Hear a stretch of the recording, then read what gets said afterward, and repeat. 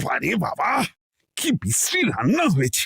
তরকারিতে কি কোনো জিহুই দেয়নি নাকি? কই গো রাধুনী ঠাকুর, কোথায় গেলে? এদিকে এসো।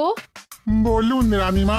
বলছি, তুমি তো রাজবাড়িতে দীর্ঘদিন ধরেই রান্না করছো, কিন্তু ইদানি তোমার রান্না এত বেস্বাদ লাগছে কেন?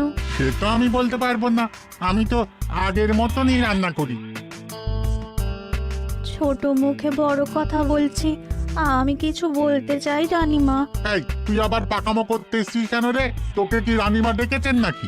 আহ, কি বলতে চাইছে শুনেই দেখি না, বলো। রানীমা, এখন আর রাধুনী ঠাকুর আগের মতো যত্ন নিয়ে রান্না করেন না। রান্নাঘরে পড়ে পড়ে ঘুমোয় আর তাড়াহুড়ো করে কোনো রকমে রান্না করে দেন।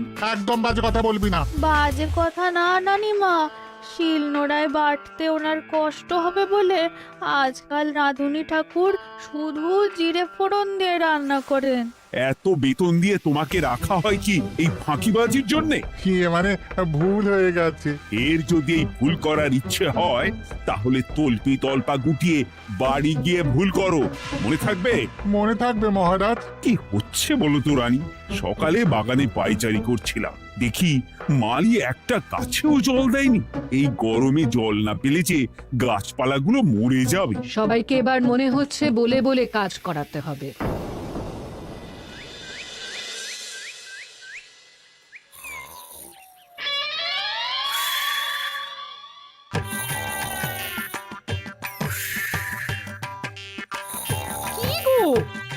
কদিন ধরে তো তুমি শুধু খাচ্ছ আর ঘুমোচ্ছ, বাজার দোকান কিছুই নেই গো, রাজসভাতেও যাও না, কি যে করি। কি গো দিদা, দাদু আজও ঘুমোচ্ছে? কি বলবো বলতো? আমরা কিছু একটা ব্যবস্থা করছি, দাঁড়াও।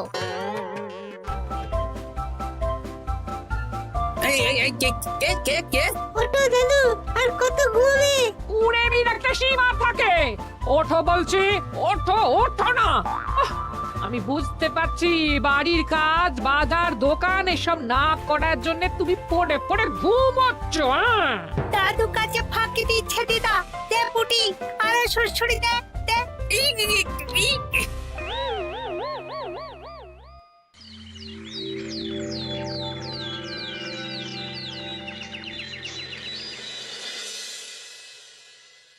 মহারাজের শরীর খারাপ না মন খারাপ? মহারাজ এরকম চুপ করে ঘুম মেরে থাকলে তো রাজপাট সব উঠে যাবে। কিছুই বুঝতে পারছি না। মহারাজ আছেন চুপটি করে, নেই যে মুখে শব্দ। ফাঁকি দিলে এবার তাকে করব আমি জব্দ। অনেক শুয়েছি, আর নয়। মহারাজ, কে ফাঁকি দিচ্ছে? আমি তো ফাঁকি দিই না। পণ্ডিত, তুমি দিচ্ছ নাকি ফাঁকি? না না, বৈদ্য।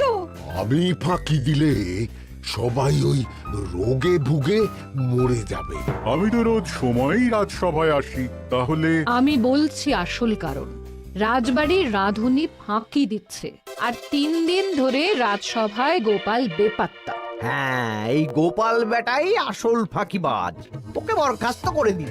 গোপালকে যদি বরখাস্ত করা হয় তাহলে বিপদে আপদে মহারাজের পাশে দাঁড়াবে কে? অসময় মহারাজ বুদ্ধি পাবেন কার কাছে? এই সুযোগ, এই সময় গোপালকে মহারাজের চক্ষুশূল করতে হবে, তাহলে আমি একেবারে জেঁকে বসতে পারবো। মহারাজ, গোপাল ঠিক কতটা ফাঁকিবাজ হয়ে উঠেছে তার কোনো ইয়ত্তা নেই। হ্যাঁ বলুন তো। বেটা গোপাল কোনোদিন সঠিক সময়ে রাজসভায় আসে না, কোনো দিন তো আসেই না, যেমন আজকেও আসেনি। আর না এলে মহারাজকেও কারণটা জানায় না। আপনাকে সম্মান করা তো দূরের কথা, কোনো ভ্রুক্ষেপই করে না। এটা কিছুটা হলেও মন্ত্রী মশাই ঠিক কথা বলছেন। হ্যাঁ, এ তো একদম সঠিক কথা। ঠিক বলেছ। প্রহরী, প্রহরী, বলুন মহারাজ। তুমি আরেকজনকে সাথে নিয়ে এক্ষুনি গোপালকে তুলে নিয়ে এসো। আচ্ছা মহারাজ। বলি তুমি আজকেও রাজসভায় কামাই করবে? অর্ধেক দিন কামাই করলে বেতন কাটা যাবে গো। গিন্নিমা, গোপালকে মহারাজ ডাকলেন। ওই দেখো রাজবাড়ি থেকে প্রহরীও ডাকতে এসেছে। ওহ, মহারাজের আদেশ না শুনলে তোমাকে তুলে নিয়ে যেতে বাধ্য হব। আরে দাঁড়িয়ে দেখছিস কি, তুলে নিয়ে চল। ঠিক বলেছিস, তুই হাত ধর আর আমি পা ধরি। আমরা আমরা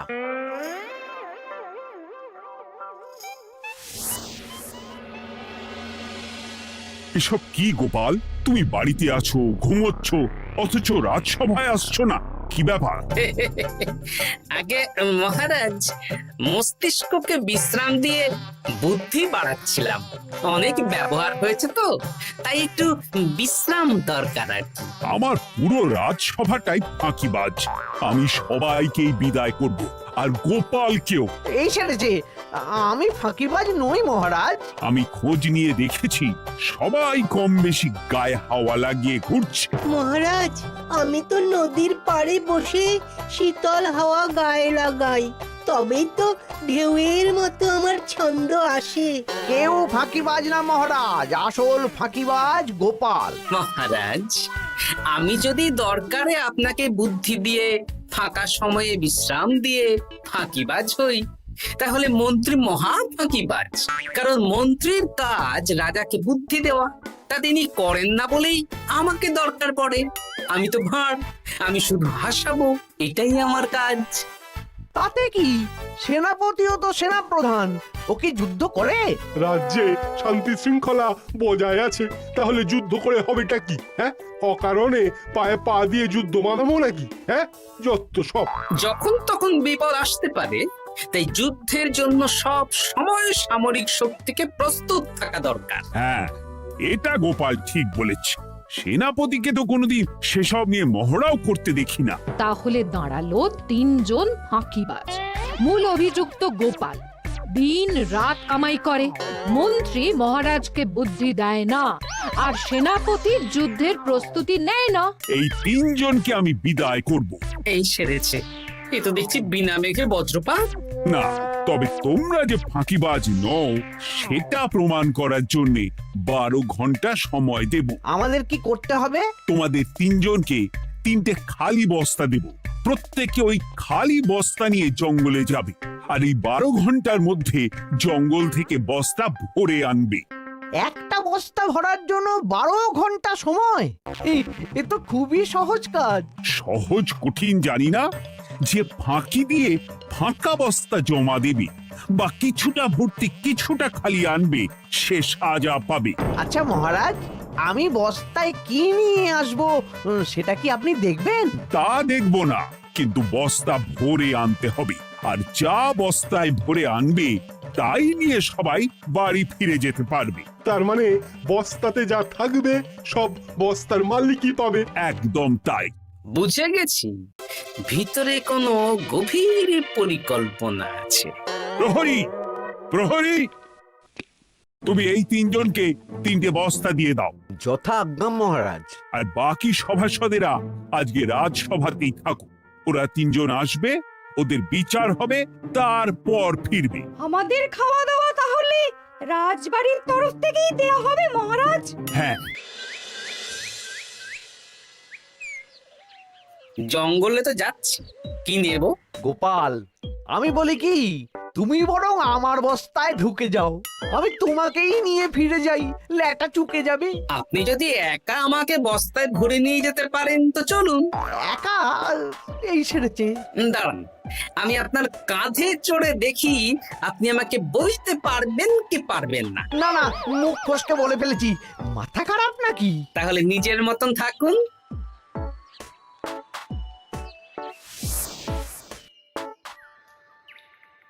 এমন কি বা আছে এই জঙ্গলে? আমার কাজে লাগার মতন তো কিছুই দেখতে পাচ্ছি না। ওই তো ওই দিকটা একটু ছায়া আছে বেশ, ওই গাছের নিচে গিয়ে বিশ্রাম নি। সেনাপতি, অত চিন্তা ভাবনা করার কিছুই নেই। মহারাজ তো আর দেখবেন না আমরা বস্তায় কি ভরে নিয়ে যাব। 12 ঘন্টা অনেক সময়। এখন বিশ্রাম নাও। আপনার ইঁদুরের পেট, আপনি বিশ্রাম নিন। দেখি জঙ্গলের থেকে কিছু ফল পেড়ে আগে খাই, তারপর না হয় ওই বস্তাটা ওই ফলমূলের খোসা আর মাটিতে পড়ে থাকা পাতা দিয়ে ভরিয়ে মহারাজের কাছে নিয়ে যাব। হ্যাঁ, বস্তা যখন বাড়ি নিয়েই যেতে পারবো, তাহলে বনের সব থেকে ভালো ভালো ফলগুলো আগে ভরে নি। গিন্নিকে এবার বলবো, বাজার আনি না তো কি হয়েছে, দেখো কত ফল এনেছি। যাই, এর থেকে কিছু মহারাজকে ভেট দেব, মহারাজ বেশ খুশি হবেন।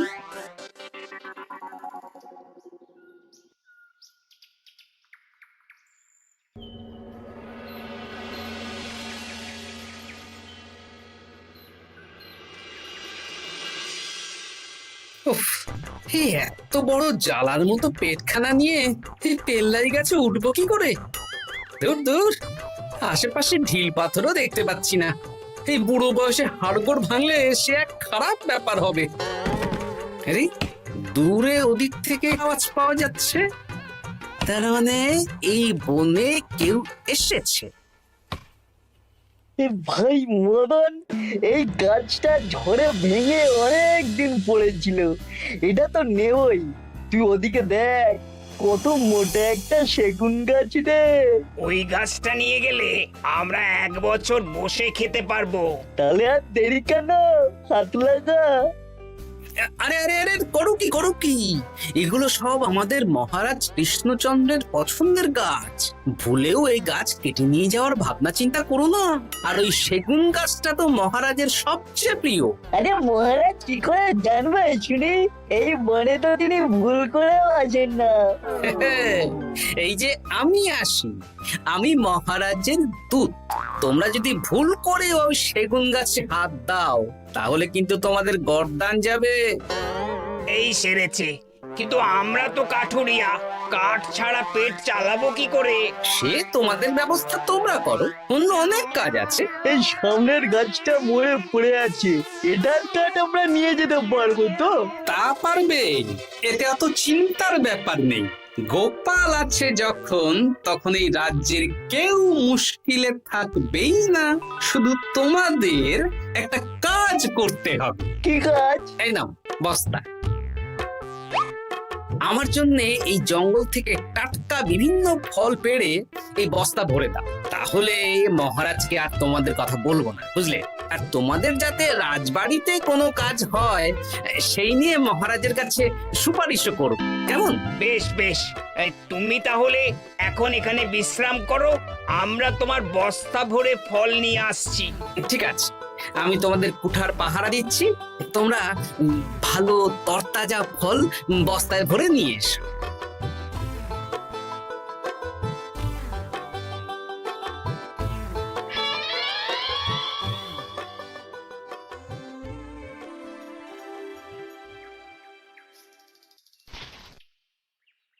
ব্যাস ব্যাস ব্যাস, আমার বস্তায় পাতা ভরা হয়ে গেল, এবার যেতে হবে।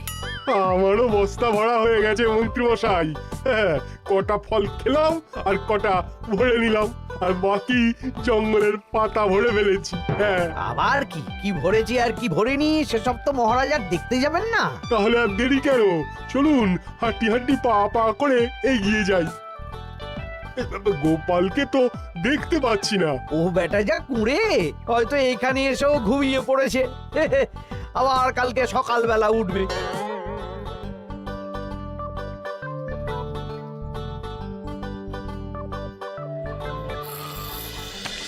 এই যে ভাইয়া, এই যে হ্যাঁ, কে কে? আমরা। ও বলো, বস্তা ভরে এনেছো? হ্যাঁ, ভরে এনেছি। তাহলে চলো রাজসভায় যাই, তোমাদের একেবারে মহারাজের সাথে পরিচয়ও করিয়ে দেবো, আর কাজের ব্যাপারেও বলবো। চলুন। চলো চলো চলো।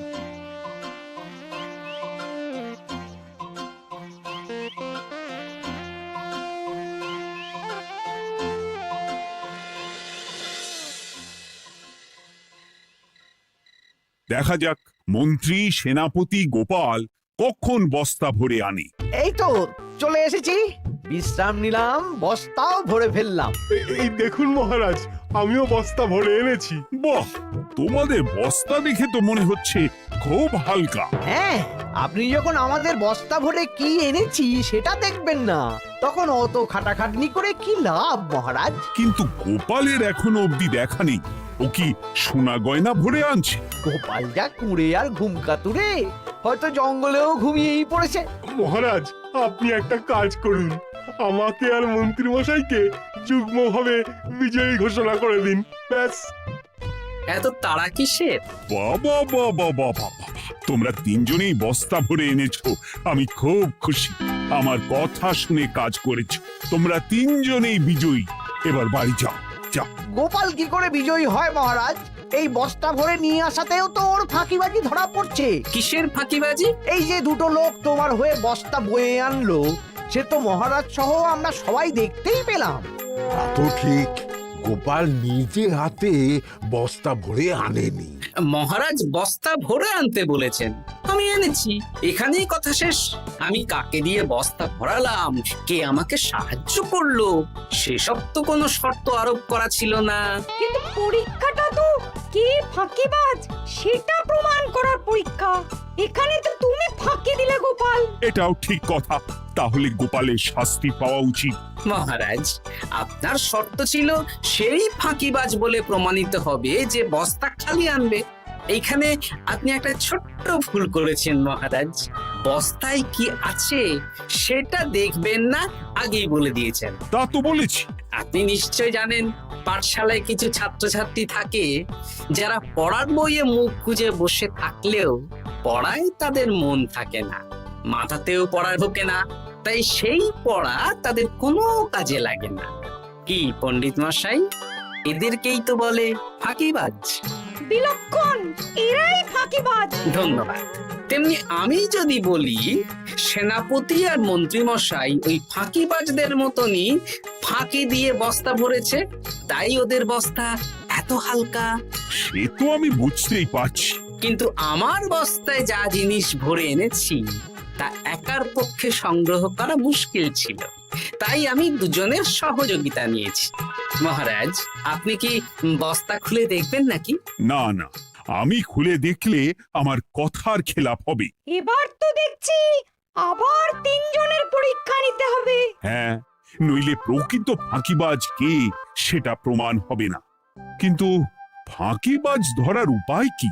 মহারাজ, আমরা বরং আমাদের বস্তা নিয়ে বাড়ি না গিয়ে একদিন কারাগারেই থাকি, আর তাতেই প্রমাণ হবে এই বস্তায় সত্যি কি আছে যা আমাদের নিজেদের কাজে লাগবে।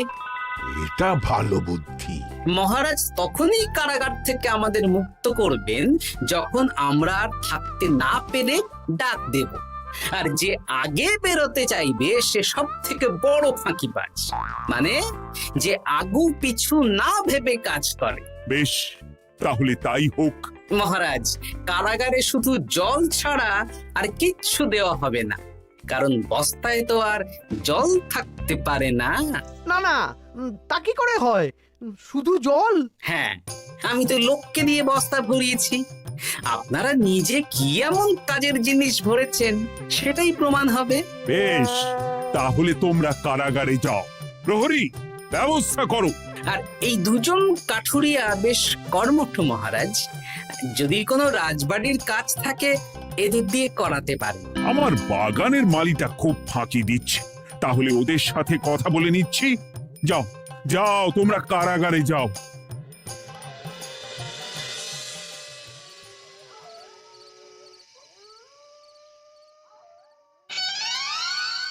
ওরে বাবা রে, কি খিদে খিদে পাচ্ছে রে।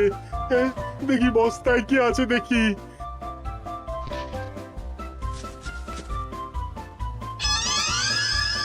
দু একটা পচা ফল, দেখি দেখি একটু ভালো আছে। এটা একটু ভালো আছে, হ্যাঁ এটাই খাই, হ্যাঁ এটাই খাই।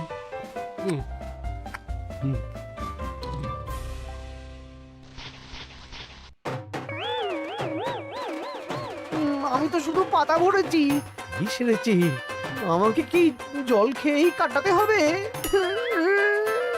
এবার আমি দেখি। আহা, টাটকা ফল আর জল।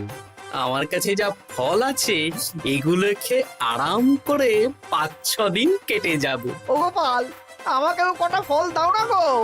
ও গোপাল, আপনি এখান থেকে উঠুন, অন্য বাগানে ফুল হয়ে ফুটুন। ফল খাবেন? এখন কর্মফল ভোগ করুন। ওরে বাবা, জল খেয়ে আর কতক্ষণ কাটাবো?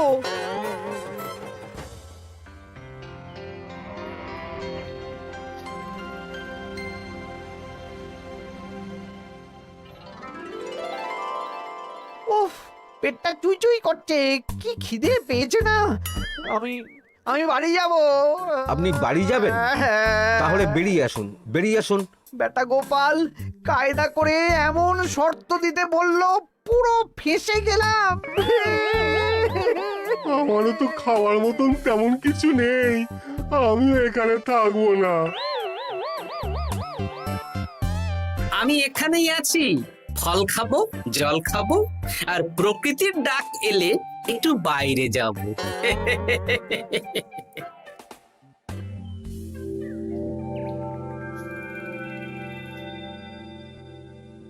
কি তোমরা কারাগারে এক রাতের বেশি তো থাকতেই পারলে না? কি আর করব বলুন মহারাজ, আমরা তো আর গোপালের মতন বস্তা ভরে টাটকা ফল নিয়ে আসিনি। বেটা গোপাল আমাদের দেখিয়ে দেখিয়ে ফল খাচ্ছিল, অতি আমাদের খিদে আরো বেড়ে যাচ্ছিল। তাহলে এরা দুজনে তো হার মেনে নিল। গোপাল কি করছে? গোপাল খাচ্ছে আর ঘুমোচ্ছে। ওকেও নিয়ে এসো। আচ্ছা মহারাজ।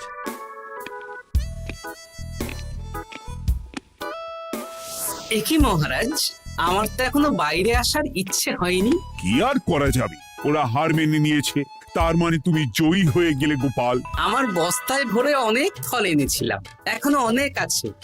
আপনি তাহলে বাকি ফলগুলো নিয়ে নিন। তাহলে তো এটাই প্রমাণ হলো গোপাল কাজের সময় ফাঁকিবাজি দেয় না, শুধু বুদ্ধি বাড়ানোর জন্য একটু বেশি ঘুমোয়।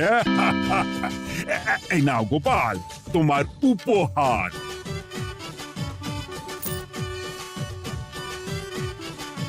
মহারাজ, আমি সময়ের কাজ সময়ে করি আর বাকি সময় একটু ঘুমাই। আমার এখন ঘুম দরকার মহারাজ, কাল থেকে অনেক ধকল গেল যে। বেশ, তোমাকে ঘুমানোর জন্য 1 সপ্তাহ ছুটি দেওয়া হলো। ধন্যবাদ মহারাজ। কি সেনাপতি আর মন্ত্রীমশাই, এবার বুঝলেন তো, ফাঁকি দিলেই ফাঁকে পড়তে হয়, তাই কাজ করলে ভেবে চিন্তে করুন। চলি, খুব ঘুম পাচ্ছে।